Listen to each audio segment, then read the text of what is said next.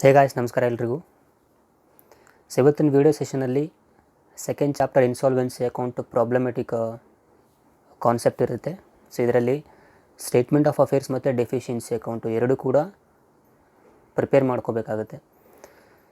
So ಇವತ್ತಿನ video full video skip ಮಾಡಿದೆ ನೋಡಿ, ಏಕೆಂದರೆ ಸ್ವಲ್ಪ ಲೆಂದಿ ವಿಡಿಯೋ ಇದೆ. ಸೊ ಪ್ರಾಬ್ಲಮ್ ಕೂಡ ಟೈಮ್ ಕನ್ಸ್ಯೂಮಿಂಗ್ ಇರುತ್ತೆ, ಸೊಲ್ಯೂಷನ್ ಏನಿದೆ ಅಲ್ವಾ ಅದು ಟೈಮ್ ಕನ್ಸ್ಯೂಮಿಂಗ್ ಇರುತ್ತೆ. ಸೊ ಹಾಗಾಗಿ ಸ್ಕಿಪ್ ಮಾಡಿದೆ ನೋಡಿ ಪ್ರತಿಯೊಂದು ಪಾಯಿಂಟ್ ಕೂಡ. ನೀವು ಪ್ರತಿಯೊಂದು ಪಾಯಿಂಟ್ ಮಿಸ್ ಆಯಿತು ಅಂದರೆ ನೆಕ್ಸ್ಟ್ ಕ್ಯಾಲ್ಕುಲೇಷನ್ ಈಸಿ ಇರೋದಿಲ್ಲ. ಹಾಗಾಗಿ full video without skip watch ಮಾಡಿ, ಓಕೆ. ಸೊ ನೆಕ್ಸ್ಟ್ ವಿಡಿಯೋದಲ್ಲಿ ಇನ್ನೊಂದು ಪ್ರಾಬ್ಲಮ್ ಅಪ್ಲೋಡ್ ಮಾಡ್ತೇನೆ. ಇವತ್ತಿನ ವಿಡಿಯೋದಲ್ಲಿ ಏನಾದರೂ ಪ್ರಾಬ್ಲಮ್ ಡೌಟ್ ಇತ್ತು ಅಂದರೆ ಲೈವ್ ಸೆಷನ್ ತೊಗೊಂಡಾಗಲ್ಲಿ ಕ್ಲಾರಿಫೈ ಮಾಡ್ಕೊಳ್ಳೋಣ. Fine. Thank you so much for watching the videos. Stay at home and stay safe. So this is a question of insolvency accounts. Shriram filed his petition in bankruptcy on 31 December 2019. The information as to his petition was as follows. The entries are: creditors unsecured 1,50,000, creditors partly secured by lien on shares 80,000, creditors secured by lien on stock. So there are two types of creditors who are secured on assets of the company. So ಇಲ್ಲಿ ಎರಡು ಥರ creditors ಇದ್ದಾರೆ. First creditor partly secured on shares. So creditors secured on shares. The value of creditors is 80,000. So this is the value of creditors. Okay, creditors value 80,000 ಇದೆ. Next again creditors secured by lien on stock 200. So ಇಲ್ಲಿ first type of creditors shares ಮೇಲೆ lien ಆಗಿದ್ದಾರೆ, which means charge ಮಾಡಿದ್ದಾರೆ. Second type of creditors secured on stock, okay, and the value of creditors is 200. So these are the value of creditors, not assets. Assets value ಕೆಳಗಡೆ ಇರುತ್ತೆ. So ಈ ಥರ ಕೊಟ್ಟರೆ ಅದು value of creditors. Next liabilities on bills discounted, mortgage on building, again one more mortgage. So mortgage ಅಂದರೂ ಒಂದೇ, lean ಅಂದರೂ ಒಂದೇ, ಚಾರ್ಜ್ ಅಂದರೂ ಒಂದೇ, ಸೆಕ್ಯೂರ್ಡ್ ಅಂದರೂ ಒಂದೇ. ಓಕೆ, ಅಗೇನ್ ಮಾರ್ಟ್ಗೇಜ್ ಎಷ್ಟಿದೆ? One more 20,000 on building. Fine. Let's see the value of building what is given in the question. So ಇಲ್ಲಿ ಬಿಲ್ಡಿಂಗ್, ಸ್ಟಾಕ್ ಮತ್ತು ಶೇರ್ಸ್ 3 ಟೈಪ್ ಆಫ್ ಅಸೆಟ್ಸ್ ಮೇಲೆ ಲೀನ್ ಆಗಿದ್ದಾರೆ creditors. Next book debts, good, doubtful and bad. Then stock. So here it is. So what is the value of stock here? The book value is 1,20,000 and estimated value is 80,000. Fine. Previous video dalli ನಾವು ನೋಡಿದೀವಿ the difference between book value and estimated value. Estimated value is nothing but what? Estimated to realized. That is what? Realizable value is 80,000. So this is what the actual amount receivable. Book value, estimated value. Fine. So stock ಮೇಲೆ charge ಆಗಿರೋ creditors value ಎಷ್ಟಿದೆ? ಇಲ್ಲಿದೆ ನೋಡಿ. So creditors value is 200 and stock realized value is 80,000. Fine. Next shares at cost ಅಂತಿದ್ದಾನೆ. So shares value is 32,000. Then what is the value of creditors on shares? Here it is. Creditors 80,000, shares value 32,000. Next cash at bank, bills receivable, machinery, building. So building ಮೇಲೆ security ಇದೆ, building value 22,000 ಇದೆ. So ಅದ್ರದ್ದು ಮೇಲೆ security ಎಷ್ಟು ಕೊಟ್ಟಿದ್ದಾನೆ? 20,000 ಕೊಟ್ಟಿದ್ದಾನೆ. ಓಕೆನಾ? ಇಲ್ಲಿ 3 ಟೈಪ್ ಆಫ್ ಕ್ರೆಡಿಟರ್ಸ್ ಇದ್ದಾರೆ, 3 ಟೈಪ್ ಆಫ್ ಅಸೆಟ್ಸ್ ಮೇಲೆ. Furniture 13,000 book value, 9,000 estimated value. On 1/1/2014 Shriram had a capital of ₹1 lakh. Profits were made in 6 years. So 6 yearsಲ್ಲಿ ಪ್ರಾಫಿಟ್ ಎಷ್ಟಾಗಿದೆ? 41,000, which means business 6 years run ಆಗಿದೆ. 1/1/2014 ಸ್ಟಾರ್ಟ್ ಆಗಿರೋ ಬಿಸ್ನೆಸ್ 6 years ರನ್ ಮಾಡಿದ್ದಾನೆ. Okay, 41,000 profit ಆಗಿದೆ. After allowing interest on capital of ₹20,000. So this is interest on capital. His total drawings withdrawals amounted to ₹1,27,200. Prepare the statement of affairs and deficiency account. So ಇಲ್ಲಿ ಕೊಟ್ಟಿದ್ದ information, so information ಏನಿದೆ ಅದರಿಂದ extract ಮಾಡಿಕೊಂಡು prepare ಮಾಡ್ಕೋಬೇಕಾಗುತ್ತೆ ಸ್ಟೇಟ್ಮೆಂಟ್ಸ್ನ. So ಫಸ್ಟಲ್ಲಿ ನಾನು ನಿಮಗೆ previous ವೀಡಿಯೋದಲ್ಲಿ ಹೇಳಿದ ಹಾಗೆ ಇನ್ಸಾಲ್ವೆನ್ಸಿ ಅಕೌಂಟ್ ಏನಿದೆ first one. So insolvency account ಏನಂತ ಹೇಳ್ತಾರೆ, statement of affairs. So even previous ವಿಡಿಯೋದಲ್ಲಿ ಹೇಳಿದೆ ನಾನು, ಬ್ಯಾಲೆನ್ಸ್ ಶೀಟಿಗೆ ಸಿಮಿಲರ್ ಇರುತ್ತೆ ಅಂತೇಳಿ. It is nothing but what, statement of affairs.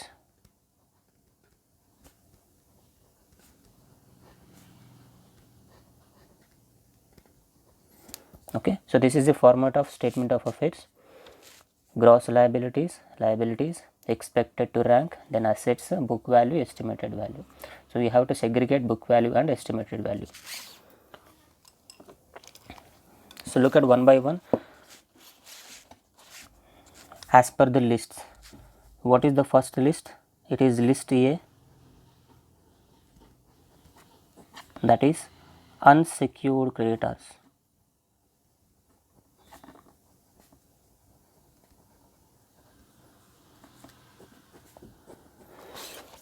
And what are the entries of unsecured creditors? There are two entries of unsecured creditors. The first one ಇಲ್ಲಿದೆ ನೋಡಿ, creditors unsecured. So ಇದು list A ನಲ್ಲಿ ಬರುತ್ತೆ. Then liabilities on bills discounted. Liabilities on bills discounted estimated value ಮಾತ್ರ ತಗೋಬೇಕು, not book value. Estimated value ಮಾತ್ರ ತಗೋಬೇಕು. ಓಕೆನಾ? ಸೊ ಇದು ಕೂಡ ಲಿಸ್ಟ್ ಎ ನಲ್ಲಿ ಬರುತ್ತೆ. ನೆಕ್ಸ್ಟ್, ಸೊ ಕ್ರೆಡಿಟಾರ್ಸ್, ಇದು ಪ್ರಿಫರೆನ್ಷಿಯಲ್ ಕ್ರೆಡಿಟಾರ್ಸ್ ಲಿಸ್ಟ್ ಡಿ ಯಲ್ಲಿ ಬರುತ್ತೆ. Next nothing. So only two entries under list A, creditors unsecured and liabilities on bills discounted.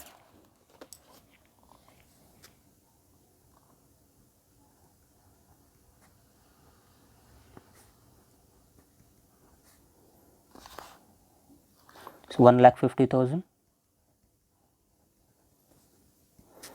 Next,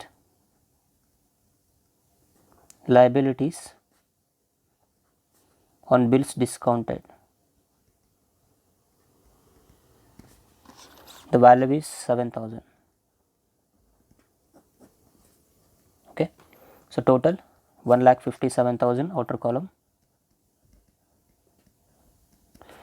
so ಇಲ್ಲಿ ಗ್ರಾಸ್ ಲಯಬಿಲಿಟೀಸಲ್ಲಿ ಇದ್ರದ್ದು ಆ್ಯಕ್ಚುವಲ್ ವ್ಯಾಲ್ಯೂ ಬರ್ಕೋಬೇಕು. ಸೊ ಆ್ಯಕ್ಚುವಲ್ ವ್ಯಾಲ್ಯೂ ಸೇಮ್ ಇದೆ ಅಲ್ವಾ, 1,50,000 ತೊಗೊಂಡಿದ್ದೀವಿ ನಾವು ಅನ್ಸೆಕ್ಯೂರ್ಡ್ದು. ಸೊ 1,50,000 ಬರ್ಕೊಳ್ಳಿ. ಸೊ ಅದಾದ ನಂತರ liabilities on bills discounted actual value ಎಷ್ಟಿದೆ, 14,000 ಇದೆ. ಸೊ ಬುಕ್ ವ್ಯಾಲ್ಯೂ ತೊಗೋಬೇಕು, gross value 14,000. And one more thing, gross liabilities ನಮ್ಮ ಕ್ಯಾಲ್ಕುಲೇಷನ್ ಮೇಲೆ ಇಂಪ್ಯಾಕ್ಟ್ ಆಗೋದಿಲ್ಲ. ಅಂದರೆ ಸ್ಟೇಟ್ಮೆಂಟ್ ಆಫ್ ಅಫೇರ್ಸಲ್ಲಿ ನಾವೇನು ಕ್ಯಾಲ್ಕುಲೇಟ್ ಮಾಡ್ಕೊತೀವಿ, ಬ್ಯಾಲೆನ್ಸ್ ಶೀಟ್ ಅಮೌಂಟ್ ಟೋಟಲ್ ಏನಿದೆ ಅಲ್ವಾ, ಸೊ ಅದ್ರ ಮೇಲೆ ಇಂಪ್ಯಾಕ್ಟ್ ಏನಾಗೋದಿಲ್ಲ. ಸೊ ಜಸ್ಟ್ ನಾವು ರೆಫರೆನ್ಸಿ ಮಾತ್ರ ಬರ್ಕೊತಾ ಇದ್ದೀವಿ ಅಷ್ಟೇ, ಕ್ಯಾಲ್ಕುಲೇಷನ್ ತೊಗೊಳ್ಳೋದಿಲ್ಲ. ಸೊ ನಾವು ಕ್ಯಾಲ್ಕುಲೇಷನ್ ತೊಗೊಳ್ಳೋದು ಎಕ್ಸ್ಪೆಕ್ಟೆಡ್ ಟು ರ್ಯಾಂಕ್ ವ್ಯಾಲ್ಯೂಸ್ ಮತ್ತು ಎಸ್ಟಿಮೇಟೆಡ್ ವ್ಯಾಲ್ಯೂ, ಬುಕ್ ವ್ಯಾಲ್ಯೂ ಅಷ್ಟು ಮಾತ್ರ. Next, list B.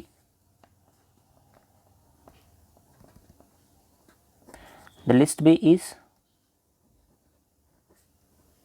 fully secured creditors. Fine. So ಇಲ್ಲಿ secured creditors 3 types ಇದ್ದಾರೆ.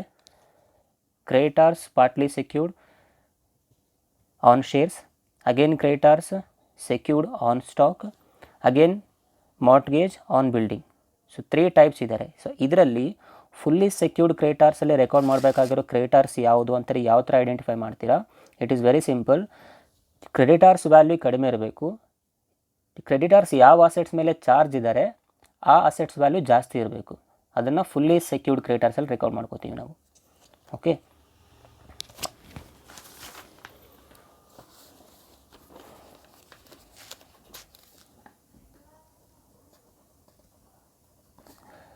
creditors value must be less and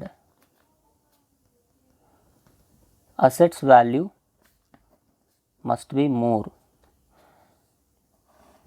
so ಈ ರೂಲ್ ಇದ್ದರೆ ಅದನ್ನು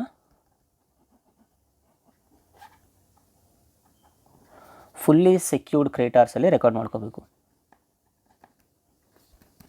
remember the point. Creditors who are secured on particular asset, that should be less, and the value of assets which are charged by creditors should be more. Say for example, if the value of creditors is 50,000 and estimated value of asset, which means realized value of asset, is 1 lakh.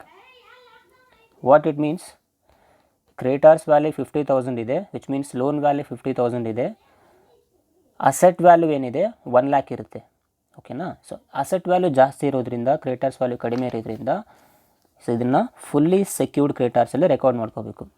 ಏನಕ್ಕೆ ಅಂದರೆ ನಮಗಿಲ್ಲಿ surplus balance ಉಳಿಯುತ್ತೆ.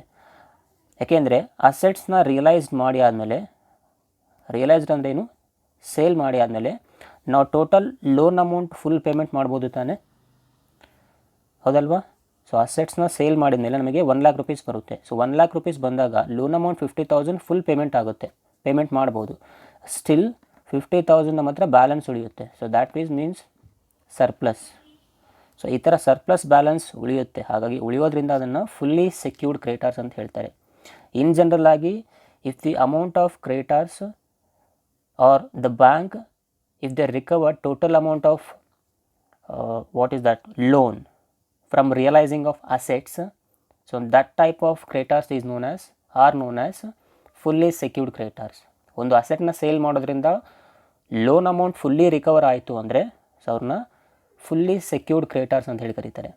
So ಇಲ್ಲಿ loan amount full recovery ಆಗುತ್ತಲ್ವ, full repayment ಆಗುತ್ತೆ ಅವರಿಗೆ.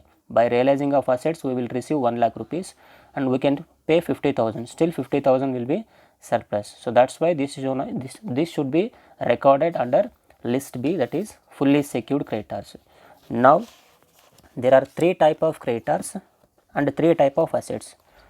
Compare the value of creditors with assets. So ಅದಾದ ನಂತರ ರೆಕಾರ್ಡ್ ಮಾಡ್ಕೊಳ್ಳಿ. ಸೊ ಯಾವ ಅಸೆಟ್ ಮತ್ತು ಯಾವ ಕ್ರೆಡಿಟರ್ಸ್ ನಾವು ಲಿಸ್ಟ್ ಬಿ ಯಲ್ಲೇ ರೆಕಾರ್ಡ್ ಮಾಡ್ಕೋಬೇಕು ಅಂತೇಳಿ. So look at that.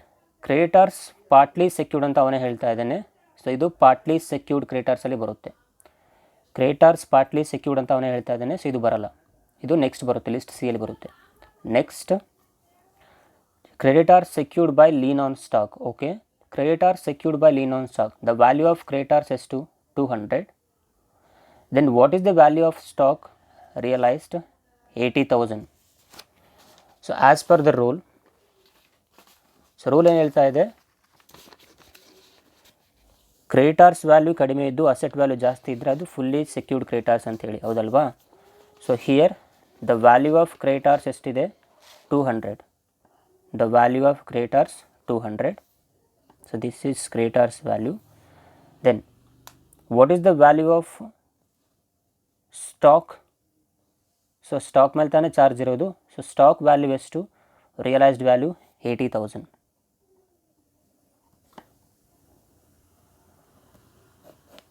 Fine. So by realizing 80,000 we can pay 200 fully. Still 79,800 balance ಉಳಿಯುತ್ತಲ್ವ? So this is what? Surplus.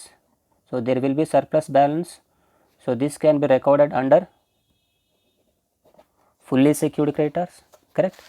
So these two are recorded under fully secured creditors. So ಯಾವ ಥರ entry ತೋರಿಸ್ತೀರಾ fully secured creditors ಅಲ್ಲಿ?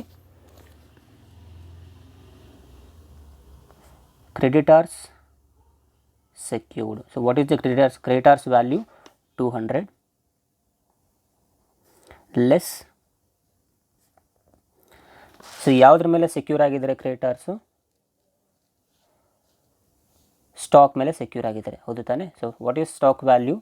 80,000. Realised value ತೊಗೋಬೇಕು, book value ಅಲ್ಲ, realised value. Stock realised 80,000. Still surplus ಎಷ್ಟು ಉಳಿಯುತ್ತೆ ಹಾಗಾದರೆ? 79,800.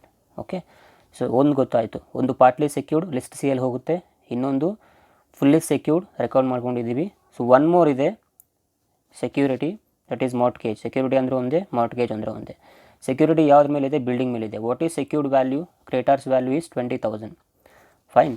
Then what is the building value? So building value single amount ಕೊಟ್ಟಿದ್ದಾನೆ 22,000.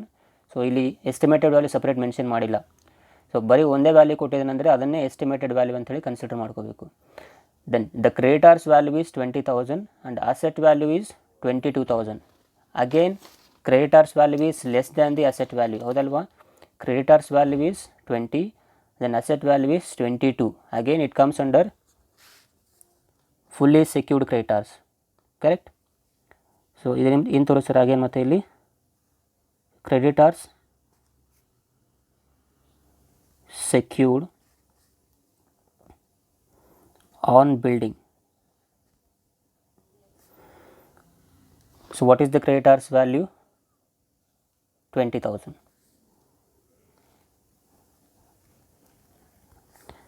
Less building value.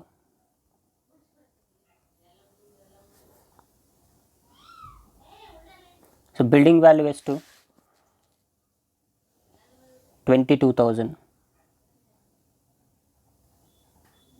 Again surplus ತಾನೆ, 20,000 22,000. ಬಿಲ್ಡಿಂಗ್ ವ್ಯಾಲ್ಯೂ ಜಾಸ್ತಿ ಇದೆ, ಕ್ರೆಡಿಟಾರ್ಸ್ ವ್ಯಾಲ್ಯೂ ಕಡಿಮೆ ಇದೆ. So again 2,000 rupees surplus. So there are two amounts of surplus, 79,800 plus 2,000. So total amount of surplus is 81,800. So this is surplus as per contra. You should write surplus as per contra. Okay, so this is about list B.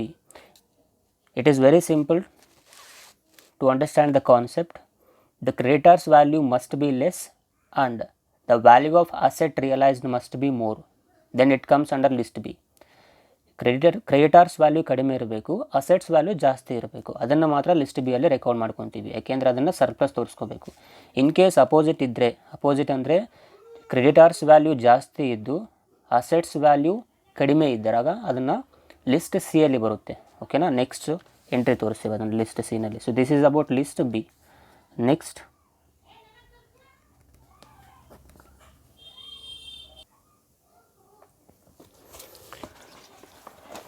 So ಇಲ್ಲಿ ಮುಂಚೆನೇ ಕೊಟ್ಟಿದ್ದಾನೆ, creditors partly secured by lien on shares.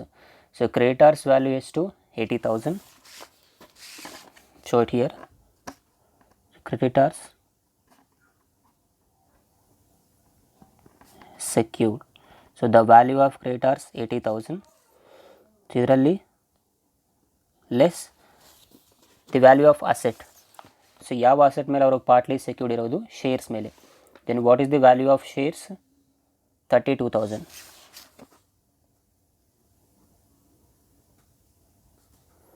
shares value 32,000. So look at the difference here. So ಇಲ್ಲಿ creditors value ಕಡಿಮೆ ಇತ್ತು, asset value ಜಾಸ್ತಿ ಇತ್ತು, ಹಾಗಾಗಿ surplus ಆಗುತ್ತೆ.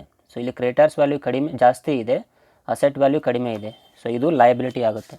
So 80,000 minus 32,000, 48,000 still liability. Fine, this is about list C. So ಇಲ್ಲಿ gross values record ಮಾಡ್ಕೊಳ್ಳಿ. Creditor secured value gross ಇದೆ ಸೇಮ್. ಸ್ಟಾಕ್ ಗ್ರಾಸ್ ವ್ಯಾಲ್ಯೂ 1,20,000 ಇದೆ. Again year creditor secured on building 20,000 है. Value of building 22,000. So here creditor secured value 80,000 and shares kuda 32,000, same amount. Fine. So this is about list C. Next, list D.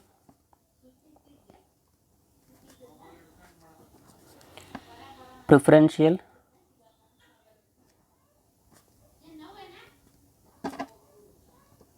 creditors. List C partly secured creditors. Idu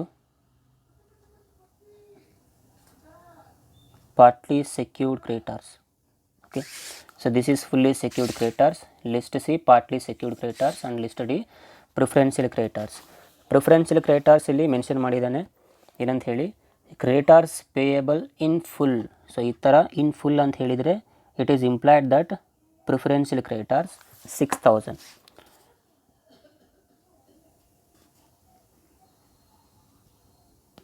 creditors payable in full, the value is 6,000. Same ಅಮೌಂಟ್ನ ಮತ್ತೆ deduct as per contra ಅಂಥೇಳಿ same ಅಮೌಂಟ್ನೇ ಮಾಡ್ಕೋಬೇಕು, less ಮಾಡ್ಕೋಬೇಕು. Deduct as per contra. So outer column zero balance ತೋರಿಸ್ಕೋಬೇಕು. Outer ಕಾಲಮಲ್ಲಿ ಇದನ್ನು entry ಮಾಡೋ ಹಾಗಿಲ್ಲ 6000ನ. ಸೇಮ್ ಅಮೌಂಟ್ನ ಏನು ತೋರಿಸ್ತೀರಾ, deduct as per contra 6000. So outer column zero ತೋರಿಸ್ಕೋಬೇಕು. So this is about liabilities side, statement of affairs liabilities side. So under asset side the first list is list E properties.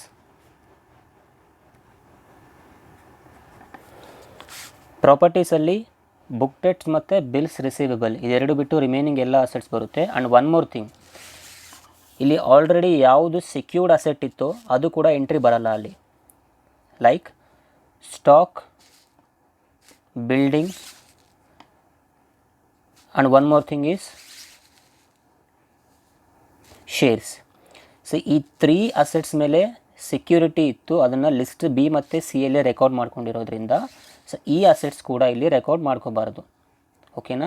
ಇಲ್ಲಿ ಯಾವ asset ಮೇಲೆ security ಇತ್ತೋ ಅಥವಾ ಯಾವ asset ನಾವು ಇಲ್ಲಿ consider ಮಾಡ್ಕೊಂಡಿದ್ವೋ ಆ ಅಸೆಟ್ನ ಪ್ರಾಪರ್ಟೀಸಲ್ಲಿ ತೊಗೋಬಾರ್ದು. ಅದರ ಜೊತೆಗೆ ಮತ್ತೆ ಯಾವ ಅಸೆಟ್ನ ತೊಗೊಳಂಗಿಲ್ಲ. Book debts and one more thing is bills receivable. Then remaining assets ಮಾತ್ರ ಪ್ರಾಪರ್ಟೀಸಲ್ಲೇ ತೊಗೋಬೇಕು. ಸೊ ರಿಮೈನಿಂಗ್ ಅಸೆಟ್ಸ್ ಯಾವುದಿದೆ ಹಾಗಾದರೆ, ಬುಕ್ ಡೆಟ್ಸ್ ನೆಕ್ಸ್ಟ್ ಬರುತ್ತೆ. ಸ್ಟಾಕ್ ಮೇಲೆ ಸೆಕ್ಯೂರಿಟಿ ಇತ್ತು, ತೊಗೊಳಂಗಿಲ್ಲ. ಶೇರ್ಸ್ ಮೇಲೆ ಸೆಕ್ಯೂರಿಟಿ ಇತ್ತು, ಅದನ್ನು ತೊಗೊಳಂಗಿಲ್ಲ. ಕ್ಯಾಶ್ ಅಟ್ ಬ್ಯಾಂಕ್ ಇದೆ 200, right. So first entry is cash at bank. So single value ಕೊಟ್ಟಾಗ ಬುಕ್ ವ್ಯಾಲ್ಯೂ ಮತ್ತು ಎಸ್ಟಿಮೇಟೆಡ್ ವ್ಯಾಲ್ಯೂ ಸೇಮ್ ತೊಗೊಳ್ಳಿ. ಸಿಂಗಲ್ ವ್ಯಾಲ್ಯೂ ಕೊಟ್ಟಾಗ ಬುಕ್ ವ್ಯಾಲ್ಯೂ ಮತ್ತು estimated value both are same. Next bills receivable, ಅದು next ಬರುತ್ತೆ list ಜಿಯಲ್ಲಿ. Next machinery ಮೇಲೆ ಯಾವುದೇ ಸೆಕ್ಯೂರಿಟಿ ಇಲ್ಲ ಅಲ್ವಾ, ಫೈನ್. ಸೊ ಮಷಿನರಿ ತೊಗೋಬೋದು.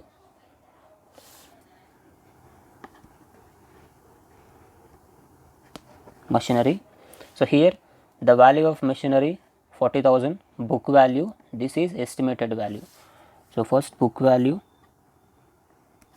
and estimated value is 34,000. Okay, next building ಬರಲ್ಲ, ಯಾಕೆಂದರೆ ಬಿಲ್ಡಿಂಗ್ ಮೇಲೆ ಚಾರ್ಜ್ ಇತ್ತು, ಲಿಸ್ಟ್ ಬಿ ಅಲ್ಲಿ ತೊಗೊಂಡಿದ್ದೀವಿ ಅದನ್ನು. ಫರ್ನಿಚರ್ ಬರುತ್ತೆ. ಫರ್ನಿಚರ್ ಮೇಲೆ ಯಾವುದೇ ಚಾರ್ಜ್ ಇದ್ದಿಲ್ಲ ಅಲ್ವಾ, ಸೊ ಫರ್ನಿಚರ್ ಬರುತ್ತೆ. Furniture 13,000 book value, 9,000 estimated value.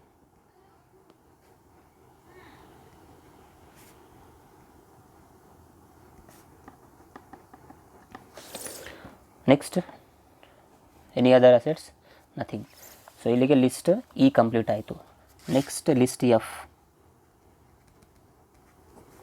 List F is about book debts. So book ಡೆಟ್ಸಲ್ಲಿ 3 ಟೈಪ್ಸ್ ಇರುತ್ತೆ, good debt, doubtful debt and bad debt.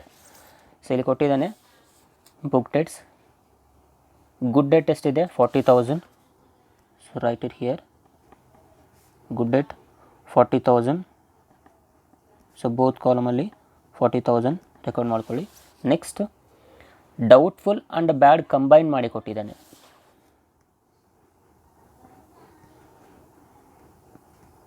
Doubtful and bad. Estimated ಎಷ್ಟಿದೆ, 4,000. Book value 20,000. So book value 20,000, estimated 4,000. Okay, next list G. List G is bills of exchange. So bills of ಎಕ್ಸ್ಚೇಂಜಲ್ಲಿ bills receivable record ಮಾಡ್ಕೋಬೇಕು. ಇಲ್ಲಿ bills of ಎಕ್ಸ್ಚೇಂಜಲ್ಲಿ ಕೊಟ್ಟಿದ್ದಾನೆ bills receivable, here it is. So bills receivable 2,800 single value. So single value ಕೊಟ್ಟಾಗ same amount 2 ಕಾಲಮಲ್ಲಿ ತೊಗೋಬೇಕು. Under book value as well as estimated value ಎರಡೂ ಕೂಡ ಸೇಮ್ ಅಮೌಂಟ್ ಎಂಟ್ರಿ ಬರುತ್ತೆ. So 2,800 book value and 2,800 estimated value. Next ಬರೋದೇ list ಹೆಚ್ಚಿರುತ್ತೆ, but ಅದಕ್ಕಿಂತ ಮುಂಚೆ ಕೆಲವು ಅಡ್ಜಸ್ಟ್ಮೆಂಟ್ಸ್ ಇದ್ದಾವೆ. ಸೊ ಏನು ಅಡ್ಜಸ್ಟ್ಮೆಂಟ್ ಮಾಡ್ಕೋಬೇಕು, first of all add total of estimated value column. So total estimated column ಏನಿದೆ ಅಲ್ವಾ, ಸೊ ಅದು ಟೋಟಲ್ ಮಾಡ್ಕೊಳ್ಳಿ.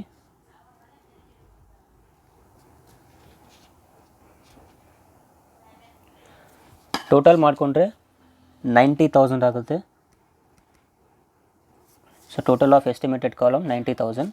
ಸೊ 90,000ಗೆ ಅಡ್ಜಸ್ಟ್ಮೆಂಟ್ ಏನಿರುತ್ತೆ, ಆ್ಯಡಿಷನ್. ಸೊ ಏನು ಆ್ಯಡ್ ಮಾಡ್ಕೋಬೇಕು, surplus as per contra, surplus as per contra from list B. So list ಬಿಯಲ್ಲಿ surplus ಬಂದಿದೆ ತಾನೇ, ಸೊ ಎಲ್ಲಿದೆ ಅದು, list B. What is the surplus, 81,800. So that should be added here, 81,800. So 90,000 plus 81,800. So the total amount will be 1,71,800. And one more adjustment ಏನಿದೆ, deduction, that is less. Deduct as per contra, that is from list D. ಇಲ್ಲಿದೆ ನೋಡಿ, list D ನಲ್ಲಿ deduct as per contra ಎಷ್ಟಿದೆ, 6,000. So ಇದು ಅಮೌಂಟ್ನ, ಈ ಅಮೌಂಟ್ನ ಇಲ್ಲಿ ಡಿಡಕ್ಷನ್ ಮಾಡಿ ತೋರಿಸ್ಕೋಬೇಕು, 6,000. So 1,71,800 minus 6,000, it's 1,65,800. So this is the total. ಇದಾದ ನಂತರ list H. So list H is deficiency account. So ಈ ಡೆಫಿಷಿಯನ್ಸಿ ಅಕೌಂಟ್ ಅಮೌಂಟ್ನ ನಾವು ಸಪ್ರೇಟ್ ಅಕೌಂಟ್ ಪ್ರಿಪೇರ್ ಮಾಡಿಕೊಂಡು ಅದನ್ನು ಇಲ್ಲಿ ಟ್ರಾನ್ಸ್ಫರ್ ಮಾಡ್ಕೋಬೇಕು. ಸೊ ಆ ಸಪ್ರೇಟ್ ಅಕೌಂಟ್ ಯಾವುದು, ಡೆಫಿಷಿಯನ್ಸಿ ಅಕೌಂಟ್. ಸೊ ಈ ಡೆಫಿಷಿಯನ್ಸಿ ಅಕೌಂಟಲ್ಲಿ ಈಗ ಎಂಟ್ರೀಸ್ ಮಾಡಿ ನಾವು ಅಮೌಂಟ್ನ ಫೈಂಡ್ ಔಟ್ ಮಾಡ್ಕೋಬೇಕಾಗುತ್ತೆ. ಸೊ ಎಂಟ್ರೀಸ್ ಫಸ್ಟ್ ಏನು ಮಾಡ್ತೀರಾ, ಪ್ಯಾರಾಗ್ರಾಫ್ ಎಂಟ್ರೀಸ್ ರೆಕಾರ್ಡ್ ಮಾಡ್ಕೊಳ್ಳಿ ಫಸ್ಟ್. ಸ್ಟೆಪ್ ವೈಸ್ ಸ್ಟೆಪ್ ನಾವು ರೆಕಾರ್ಡ್ ಮಾಡ್ತಾ ಹೋದರೆ ಈಸಿ ಆಗುತ್ತೆ. ಫಸ್ಟ್ ಪ್ಯಾರಾಗ್ರಾಫ್ ಎಂಟ್ರೀಸ್ ಏನಿದೆ ನೋಡಿ. On 1/1/2014 Shriram had a capital of rupees 1 lakh. So first capital entry ಬರುತ್ತೆ 1 lakh rupees. ನಾನು ಹೇಳಿದ್ದೆ ನಿಮಗೆ ಪ್ರೀವಿಯಸ್ ವೀಡಿಯೋದಲ್ಲಿ, ಡೆಬಿಟ್ ಸೈಡ್ ಕ್ಯಾಪಿಟಲ್ ಮತ್ತು ಲಾಸಸ್ ರೆಕಾರ್ಡ್ ಮಾಡ್ಕೋಬೇಕು. ಸಮರಿ ಬಗ್ಗೆ ಸಮರಿ ಹೇಳೋದಾದರೆ, debit side capital and losses, credit side income ಮತ್ತು profits. Okay, income and profits. ಈ ಕಡೆ capital profit, here losses and expenses, capital profit, losses and expenses. So first entry capital kottidane, then what is the capital amount here, 1 lakh. So first write down the capital 1 lakh. Next profit kottidane, profits were made in 6 years, 41,000. Profits 41,000. Next interest on capital ಇದೆ 20,000.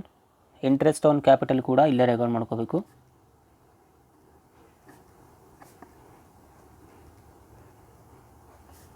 $20,000 earnings ಆಗುತ್ತೆ interest on capital ಕಂಪನಿಗೆ. Next total withdrawals, which means drawings. So drawings ಅಂದರೆ expenses ತಾನೆ. So drawings 1,27,200. ಹಾಗಾಗಿ expenses ಕಡೆಗೆ ಬರ್ಕೋಬೇಕಾಗುತ್ತೆ. Drawings 1,27,200. Paragraph entry complete ಆಯಿತಾ? ಪ್ಯಾರಾಗ್ರಾಫಲ್ಲಿ ಯಾವುದೇ ಪೆಂಡಿಂಗ್ ಇಲ್ಲ. ಕ್ಯಾಪಿಟಲ್ ಆಯಿತು, ಪ್ರಾಫಿಟ್ ಆಯಿತು, ದೆನ್ ಇಂಟ್ರೆಸ್ಟ್ ಆನ್ ಕ್ಯಾಪಿಟಲ್ ಮುಗೀತು, ವಿಡ್ರಾವಲ್ಸ್ ಕೂಡ ಕಂಪ್ಲೀಟ್ ಆಯಿತು. So after completion of paragraph entries, statement of affairs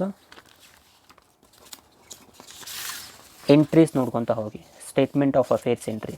so statement of affairs ಎಂಟ್ರಿಯಲ್ಲಿ ಫ್ರಮ್ ಬಿಲ್ಸ್ ಆಫ್ ಎಕ್ಸ್ಚೇಂಜ್ ಅಂತ ನೋಡ್ಕೊತಾ ಹೋಗಿ. ಓಕೆ, ಬಿಲ್ಸ್ ಆಫ್ ಎಕ್ಸ್ಚೇಂಜ್ ನೋಡಿ, ಬುಕ್ ವ್ಯಾಲ್ಯೂ ಮತ್ತು ರಿಯಲೈಸ್ಡ್ ವ್ಯಾಲ್ಯೂ ಸೇಮ್ ಇದೆ. ಓಕೆನಾ, ಇದು ಎಂಟ್ರಿ ಬರಲ್ಲ. If both are same entry ಬರಲ್ಲ. ಯಾವುದರಲ್ಲಿ? ಡೆಫಿಷಿಯನ್ಸಿ ಅಕೌಂಟಲ್ಲಿ. ಚೇಂಜ್ ಇದ್ದಾಗ ಮಾತ್ರ ಎಂಟ್ರಿ ಬರುತ್ತೆ. ಅದು ಯಾವ ಥರ ಎಂಟ್ರಿ ಬರುತ್ತೆ ಅಂತ ಹೇಳ್ತೀನಿ. ಬಿಲ್ಸ್ ಆಫ್ ಎಕ್ಸ್ಚೇಂಜ್ ಸೇಮ್ ಇದೆ, ಎಂಟ್ರಿ ಬರಲ್ಲ. Doubtful and bad. ಸೊ ಇಲ್ಲಿ ಚೇಂಜ್ ಇದೆ ತಾನೇ. ಡೌಟ್ಫುಲ್ ಆ್ಯಂಡ್ ಬ್ಯಾಡ್ ಡೆಟ್ಸ್ ಎಷ್ಟಿದೆ? 20,000 ಬುಕ್ ವ್ಯಾಲ್ಯೂ ಇದೆ, 4,000 ರಿಯಲೈಸ್ಡ್ ವ್ಯಾಲ್ಯೂ ಇದೆ. Which means what? The value of doubtful debt is 20, but actual value realised is 4,000. Which means loss ತಾನೇ. Book ವ್ಯಾಲ್ಯೂಗಿಂತ realised value ಕಡಿಮೆ ಇತ್ತು ಅಂದರೆ ಲಾಸ್. 20,000 ಆ್ಯಕ್ಚುವಲ್ ವ್ಯಾಲ್ಯೂ, ಬಟ್ ಇಲ್ಲಿ realised value ಅಂದ್ರೇನು? Amount received. ಸೊ ಲಾಸ್ ಆಗ್ತಾ ಇದೆ ನಮಗೆ. ಎಷ್ಟು ಲಾಸ್ ಆಗ್ತಾ ಇದೆ? 16,000 ಲಾಸ್ ಆಗ್ತಾ ಇದೆ. ಸೊ ಆ 16,000ನ ನಾವಿಲ್ಲಿ ರೆಕಾರ್ಡ್ ಮಾಡಿ ತೋರಿಸ್ಬೇಕು. ಸೊ ಯಾವ ಥರ ತೋರಿಸ್ತೀರಾ? ಬ್ಯಾಡ್ ಡೆಟ್ಸ್ ಅಂತ ಹೇಳಿ ಎಂಟ್ರಿ ಮಾಡ್ಕೋಬೇಕು. Okay, so 20,000 doubtful debt and 4,000 realised value of that should be shown as bad debt.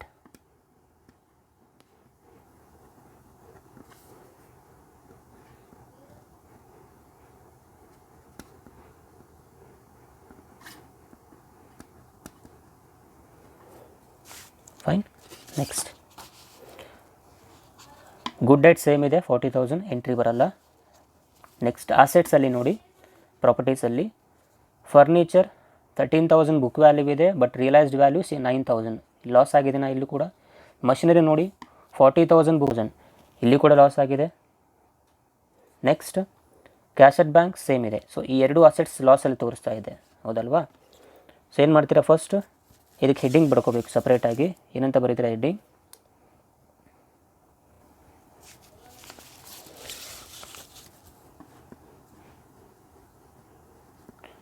Loss on realisation of assets. Of course loss ತಾನೇ, ಸೇಲ್ ಮಾಡಿದಾಗ ನಮಗೆ ಲಾಸ್ ಆಗಿದೆ. ಯಾವುದು? ಅಸೆಟ್ಸ್. ಯಾವ್ದು? ಫರ್ನಿಚರ್ ಮತ್ತು machinery. So furniture first record ಮಾಡ್ಕೊಳ್ಳಿ. ಎಷ್ಟಿದೆ? Furniture ಎಷ್ಟು ಲಾಸ್ ಆಗ್ತಾ ಇದೆ? 13,000 ಇರೋದು 9,000ಗೆ ಸೇಲ್ ಆಗಿದೆ ಅಂತ ಅರ್ಥ. ಸೊ ಎಷ್ಟು ಲಾಸ್ ಆಗ್ತಾ ಇದೆ ಇಲ್ಲಿ? 4,000 ಲಾಸ್ ಆಗ್ತಾ ಇದೆ. ಡಿಫರೆನ್ಸ್ ಬರ್ಕೋಬೇಕಷ್ಟೇ. ಡಿಫರೆನ್ಸ್ 13,000 ಮೈನಸ್ 9,000, 4,000 ಲಾಸ್ ಆಗ್ತಾ ಇದೆ. ನೆಕ್ಸ್ಟ್ ಮಷಿನರಿ 40,000 ಬುಕ್ ವ್ಯಾಲ್ಯೂ ಇರೋದು 34,000ಗೆ ಸೇಲ್ ಮಾಡ್ತಾ ಇದ್ದಾವೆ. ಸೊ ವಿಚ್ ಮೀನ್ಸ್ 6,000 ಲಾಸ್ ಆಗ್ತಾ ಇದೆ. So machinery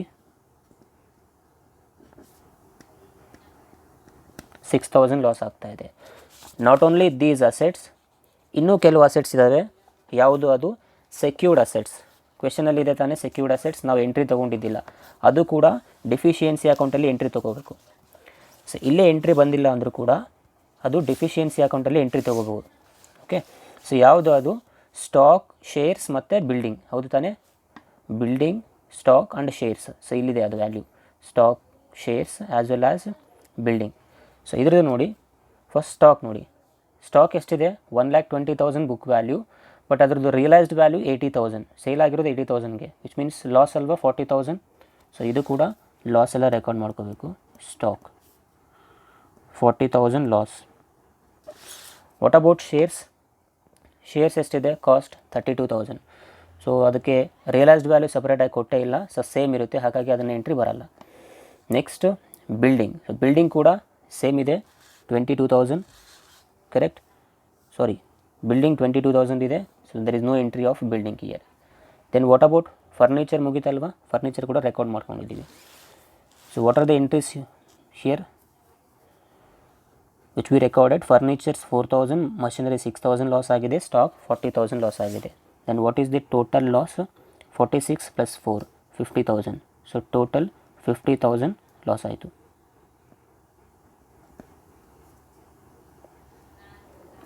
next, so properties ಮುಗೀತು. ಫಸ್ಟ್ ಏನಾಯಿತು? ಲಿಸ್ಟ್ ಜಿ ಆಯಿತು ಎಂಟ್ರಿ, ಲಿಸ್ಟ್ ಎಫ್ ಆಯಿತು, ನೆಕ್ಸ್ಟ್ ಲಿಸ್ಟ್ ಇ ಆಯಿತು. ನೆಕ್ಸ್ಟ್ ಲಿಸ್ಟ್ ಸಿ ಬರಲ್ಲ, ಡಿನೂ ಬರಲ್ಲ, ಬಿ ಕೂಡ ಇರಲ್ಲ. ಲಿಸ್ಟ್ ಎನಲ್ಲಿ ಒಂದು ಎಂಟ್ರಿ ಇರುತ್ತೆ, that is liabilities on bills discounted. ಈ ಅಮೌಂಟನ್ನು ತೊಗೋಬೇಕು, ಓನ್ಲಿ ದಿಸ್ 7,000. ಸೊ ಏನಂತ ತೋರಿಸ್ತಿರೋದನ್ನು? Loss on bills discounted. Loss on bills discounted 7,000. So ಅದೇ ಅಮೌಂಟೇ ಇಲ್ಲೇ ತೊಗೋಬೇಕು ಅದನ್ನು.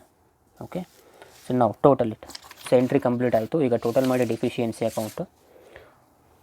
So 1,27,200 plus 16,000. So total 1,33,200 plus 50 and plus 7, it's 2,02,000, right?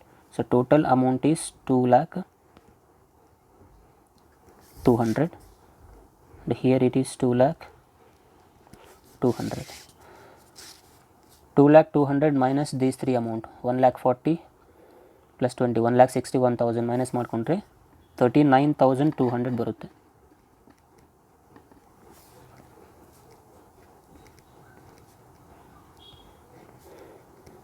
So this is deficiency account balancing figure. So ಈಗೇನು ಮಾಡ್ತೀರಾ, ಈ ಡೆಫಿಷಿಯನ್ಸಿ ಅಕೌಂಟ್ ಅಮೌಂಟ್ ಏನಿದೆ, so this amount should be transferred to statement of affairs list H, that is 39,200. So now add these two amounts, 1,65,800 plus 39,200. So ಈ ಎರಡು amount add ಮಾಡಿದಾಗ ನಮಗೆ ಏನು amount ಬರುತ್ತೆ, ಸೇಮ್ ಅಮೌಂಟ್ ಲಯಬಿಲಿಟೀಸ್ ಕೂಡ ಬರಬೇಕು ಅದರಲ್ಲಿ. ಸೊ 00, 8 plus 2 10, 15, 6 plus 3 9, 110, ಇಟ್ಸ್ 2,05,000 ಆಗುತ್ತೆ asset side. What about liabilities side, 1,57,000 and 48,000. Of course, so this is also 2,05,000. So total of 2,05,000 is statement of affairs balance. So balance of statement of affairs is 2,05,000. So ಈ ಥರ calculate ಮಾಡ್ಕೋಬೇಕಾಗುತ್ತೆ about statement of affairs as well as deficiency account. So in case ಏನಾದರೂ ಪ್ರಾಬ್ಲಮ್ನಲ್ಲಿ doubt ಇತ್ತು ಅಂತಂತಂದರೆ so ಕಮೆಂಟಲ್ಲಿ, ಯೂಟ್ಯೂಬ್ನ ವೀಡಿಯೋದಲ್ಲಿ comment ಹಾಕಿ ಏನು doubt ಇದೆ, ಇಲ್ಲ ಲೈವ್ ಸೆಷನ್ ನಾನು ಅರೇಂಜ್ ಮಾಡಿದಾಗ ಸೊ ಅಲ್ಲೂ ಕೂಡ ನೀವು ಡೌಟ್ಸ್ ಕೇಳ್ಬೋದು. ಫೈನ್. ಸೊ ನೆಕ್ಸ್ಟ್ ವೀಡಿಯೋದಲ್ಲಿ ಇನ್ನೊಂದು ಪ್ರಾಬ್ಲಮ್ ಸಾಲ್ವ್ ಮಾಡ್ಕೊಳ್ಳೋಣ. So till then take care, ಬಾಯ್.